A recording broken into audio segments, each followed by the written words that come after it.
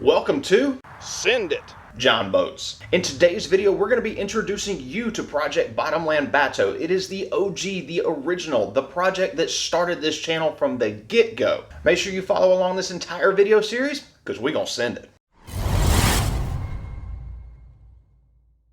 If you like John boats, mud motors, and things that make you want to just yell, yeah, yeah, then you've come to the right place, partner. If this is your first time on the channel, make sure you go right down below here, hit that subscribe button and a little bell thingy right next to it so that you won't miss any of our upcoming videos. Now, this video was originally filmed back when it was on my hydrographics channel, back before Send It John Boats ever even existed. But we have taken our new fancy equipment and we have digitally remastered the videos so that you can keep up with what's going on Project Bottomland Bateau.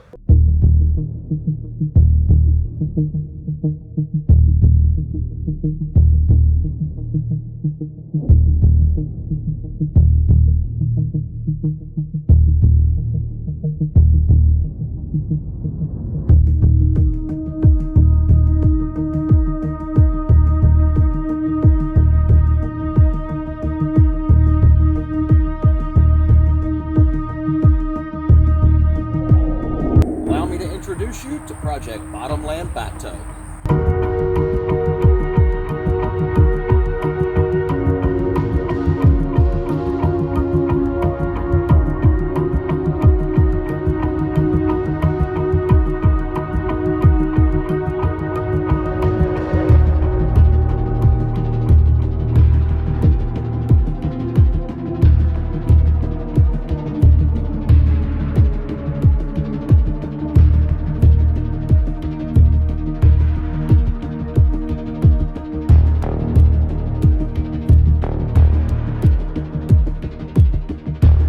So for those of you that are not from Louisiana or have never been there before, you might not have ever heard the word bateau before. So let me go ahead and explain to you what it is.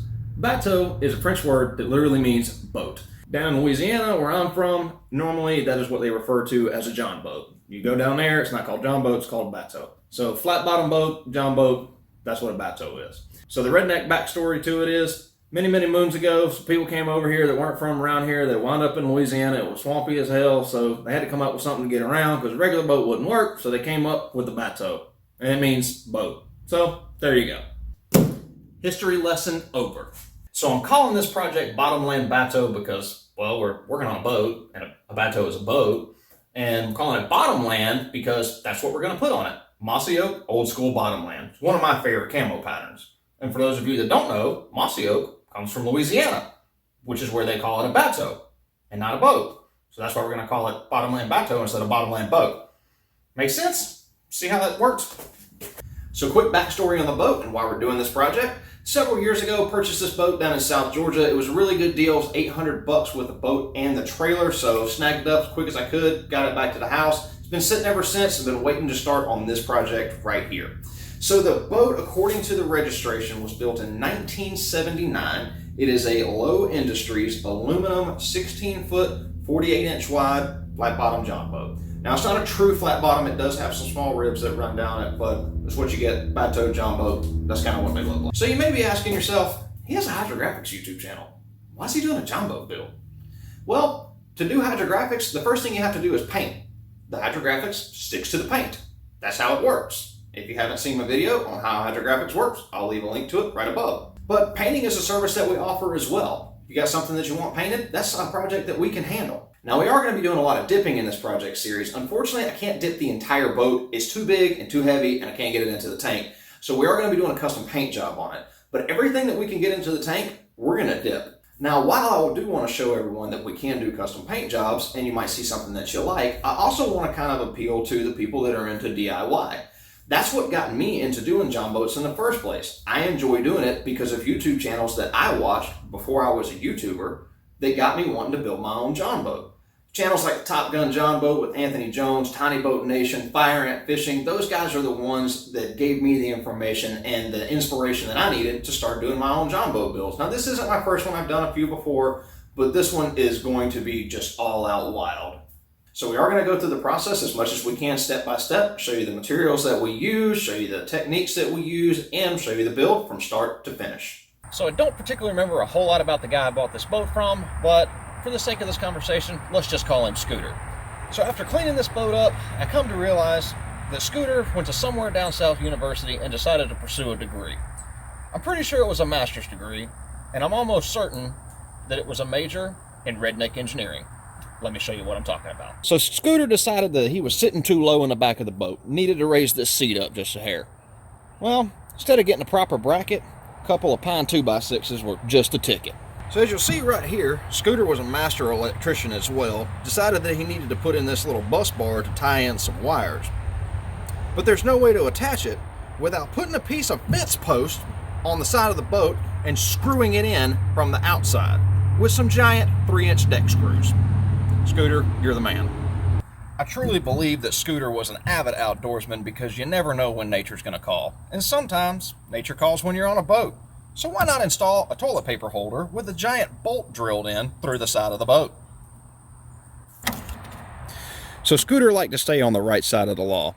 He knew he had to have a light at night in order to run this boat. Good thinking, Scooter. So instead of drilling into this transom bracket, he decided to put a bunch of giant deck screws into this deck board that's pressure treated and mount his light mount to it. So everyone knows, including Scooter, that it gets quite hot out on the water sometimes. Got to keep some cold drinks in a cooler. But what if you don't want to take up any more deck space? What do? Scooter had the perfect idea. He cut a giant hole in this middle bench, took the foam out, and installed his trusty Coleman right here in the middle. Oh, but wait, there's more. So in all of Scooter's infinite wisdom, he decided that it would make no sense to take this cooler in and out of the boat every time he got home from the river. What did he do? He installed a drain right through the cooler and right out the bottom of the boat. But better yet, gotta have something to plug that drain. What better than an Arbor Mist wine cork attached to an old piece of electrical wire? Good job, Scooter. So even though Scooter took his time and made some vast improvements to this John boat, we got some work we gotta do. Let's go through some of the things that we gotta get fixed. So this transom's not in the greatest shape. It's not terrible, but it needs some work. It seems to be just a big, like, 2x6 or 2x8. Not really sure what size it is, but it's starting to crack up here in the ends. Don't really know what kind of condition it's in. The top plate has started to crack away from this plate, and the corners of the transom brackets are starting to crack in the weld. So we're going to need to replace all this and beef it up for the motor that I have planned for this project. So I'm not really sure why, but in several places on this boat, there's pieces of like 2x4s or fence pickets or little small pieces of wood that have been drilled in through the outside with like really big deck screws. So we're gonna have to pull those off and repair all the holes. There's a bunch of holes in the back of the transom where they had pulled old bolts out, put new ones in, and then taken them out again.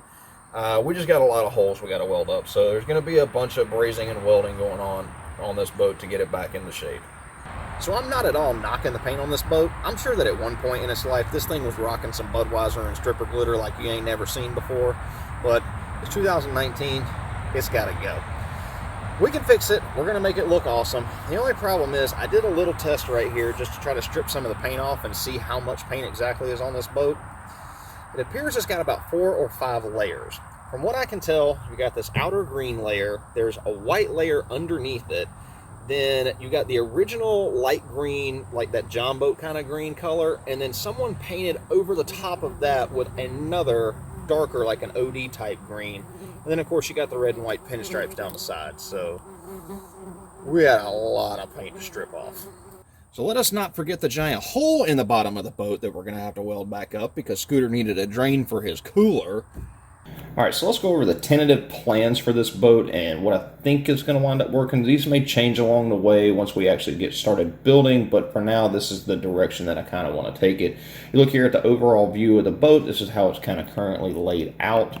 So the first thing we're going to do is rip out this bench seat up front, and we're going to put in a deck that is not all the way flush with the top, but maybe an inch or two below. And it's going to cover the entire front half of the boat and just going to stop at the rib that I have that is just before the current bench seat setup. And we're going to move the trolling motor. I haven't decided if we're going to put it directly in the middle or kind of angled so that it comes out in the middle, but I like to have the trolling motor in the center of the boat instead of off to one side or another to correct for any pull that the trolling motor may have. We're also going to be putting a rail system about knee height all the way around the front end of the boat so that we can mount LED bow fishing lights. We're going to go all battery powered LEDs on this one. We're not going to have a generator. So to help weigh the boat out evenly, I'm going to move the starting battery for the motor up to the front of the boat, as well as the 2 trolling motor batteries. Now I'm using 2 trolling motor batteries because this is a 24 volt trolling motor, and the LED lights that I have picked out are also 24 volt as well, so we'll wire those up so that it can run the whole 24 volt system. And closer to the back side of the deck, towards the middle of the boat, we're going to add a pedestal mount for a seat. The rest of the area that's left on the front of the deck is going to be used for storage. I'm going to do some hatches. I'm not going to go crazy and put a ton of hatches in it, but I do want some access to the underneath portion so that we can get to the storage area. So taking a look here at the back end of the boat, so I want to take this bench seat out and put in not really a deck, but a little bit of a storage system, and it's going to do a couple of things. It's going to cover the gas tanks as well as add some additional storage, plus give me some space to put on my controls and stuff. We're going to be running a dual gas tank system. I'll explain why later when we get into the motor, but I am going to leave the motor a mystery for right now. This is going to be a very cool motor build that has never been seen before on YouTube. I've never seen it before on YouTube, searched forever, couldn't find anything like it, so we're going to wait to reveal that once we get to the motor episode. So I'm going to have 2 options for seats, one on each side of the boat, so you can move the seat and move it to whichever side you feel more comfortable sitting on when you're driving. There's kind of an overall look at how things are going to be laid out. Now everything in the middle is going to be a low floor system so that you don't have to step over any ribs in the boat. So I am going to make some side panels that will kind of cover the ribs on each side of the boat in between the front and the back deck. It'll give me a little bit of storage space, not really looking for a rod locker type storage, but just a little bit of storage space maybe for like a paddle or some longer items like the light pole for the back. But most importantly, this is going to cover up the area where I'm going to be tying into the side of the boat for the grab handle system, because you're absolutely going to need some grab handles for the motor that we're going to be putting on this boat. Now we're going to roll those bloopers here for you in just a second, but as always, let us remember, money can't buy happiness, but it can buy you a boat. Bye, guys.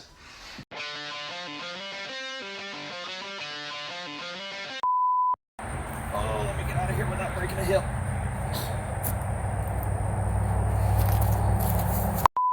Bottomland is the pattern that we're going to be put on this.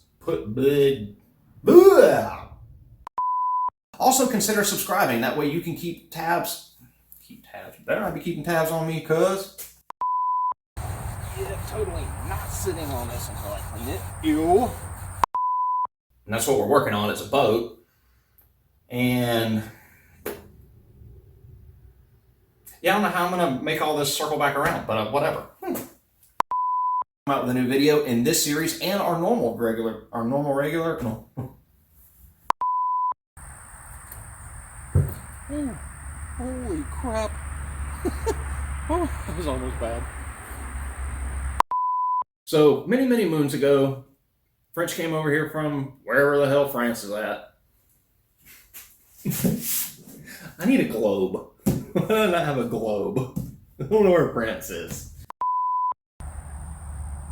This trailer is really sketchy. This project, several years ago, I said, So quick backstory on the boat and exactly why we're doing this project. Several years ago, I said, oh, yeah, really? I thought I was over this. YouTube channel. Why are you doing a John boat build? Easy. Because I can. And if you're into social media, make sure you check us out on Bookface and Instagram. I said Bookface. I gotta stop doing that. I just got myself out of saying Bateau, and now I'm saying Bookface. I enjoyed it. We will be back to our regular scheduled programming.